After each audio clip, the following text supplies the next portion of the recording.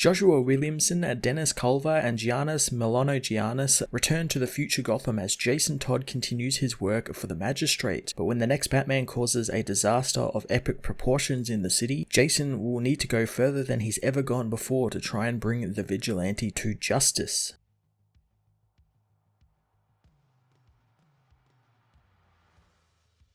Joshua Williamson and Dennis Culver fall seamlessly back into Future State and Jason's portion of the series, continuing on the story, albeit after a very small time jump since when we last saw him, he was getting ready to leave the city with Rose, which didn't end up happening. I really enjoyed seeing Jason continue his undercover work and how both sides he's working with kinda see him as a pariah. The Magistrate know that he was once one of the masks he now hunts and don't really trust him, and the Resistance knows he betrayed Batman and as well don't trust him. It's a great place to find Jason in, since we can tell he's very frustrated with that situation and just wants to do the right thing, but no matter the choice he chooses, it's the wrong thing for someone else. Bumping him up to Peacekeeper status was pretty awesome move and kind of one that had to happen, and I'm looking forward to seeing more of the inner workings of the Magistrate through his lenses. Giannis Milano-Giannis returns for Jason's story as well, and oh boy did I thoroughly enjoy the artwork here. I loved how the book was essentially a manga with beautiful black and white artwork that, thanks to the cyberpunk-esque feel of the Future Gotham and the use of motorbikes being very prevalent throughout the issue, I got a real big Akira vibe from it as well. There's also a great story point told through the art in that it's not all morally black and white like Jason thinks, and there are shades of grey every now and then. Future State Gotham Issue 1 was a fantastic return to the Gotham City of tomorrow, continuing on Jason Todd's great storyline that pits him against everyone around him, while also getting to explore more of the future Gotham world and the inner workings of the Magistrate. I'm going to give this issue a 9 out of 10.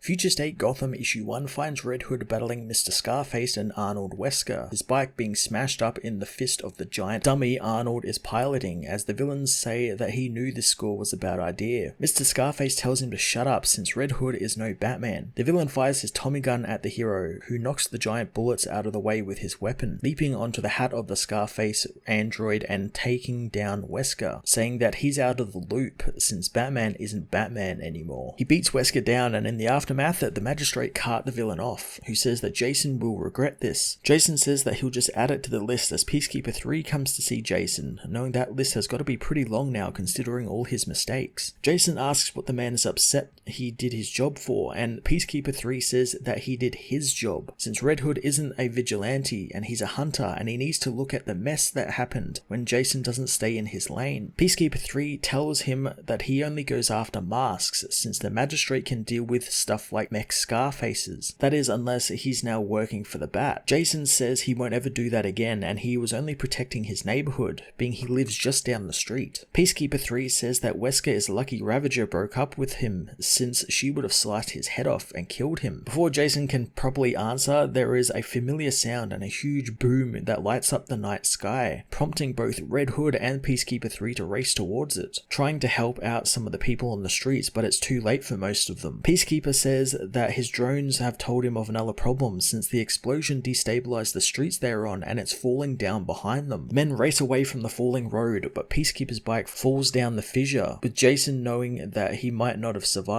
but turning his bike around he finds that Peacekeeper 3 survived the crash since the destabilization stopped. Jason knows that they've got to help the people there, but Peacekeeper knows that there is no survivors, getting a drone's eye of the area and finding out that a huge bat symbol has been carved into the city. The news the next day reports only on the attack, again branding Batman a domestic terrorist, with martial law and a curfew being put in place by Peacekeeper 1. Jason meanwhile heads into an alley, meeting with his shadowy contact again, telling them that the evidence is garbage and a total setup. The person says that his people are working on it, but Jason doesn't care, wanting to know what they know. The person says that the new Batman did this since he blew up the Narrows and the evidence is all real and damning. Jason knows that in that case he'll bring him in then, no matter the cost. lost. The person says that they can't lose sight of their objective and that they can use this to their advantage in taking down the Magistrate. Jason knows that they want to take them down even if they had nothing to do with this, but the voice says the Magistrate forced Gotham to be what it is now, and Jason promised that he would help stop them, and he lies to everyone he loves and to their friends and family, and he went undercover because he knew it would be worth it to stop the Magistrate. Later on, Peacekeeper 3 listens to the chants of the people calling for Batman's death, knowing the people have come round to their way of thinking about masks, and now it's time to go to total war, and that requires bringing people like Jason Todd back into the fold. The man says that he doesn't trust Todd, but this isn't his call, welcoming Peacekeeper Red into the Magistrate. The Peacekeeper grants Jason membership into the Peacekeeper detail with Code 1 clearance, and his assignment is to bring down Batman dead or alive. Jason says he'll bring Batman to justice, wanting to earn his trust no matter the test. Peacekeeper says that it's more than a test, and if he screws this up, he is going to Blackgate. Jason heads out into the city, remembering Rose's talk about getting away together, but also how he refused, forcing Rose to leave without him. He pulls up at the Monarch Theatre, heading to the roof where he calls for someone to knock off the ninja crap. A voice says the rooftops are off limits to him, as Jason says that they agreed to meet there in case of an emergency, only wanting to talk since this new Batman is in over his head, and they know it too. The voice says that Jason doesn't belong with them as he is knocked to the floor by Nightwing, who arrives with the rest of the Resistance, telling Jason that this is a family meeting.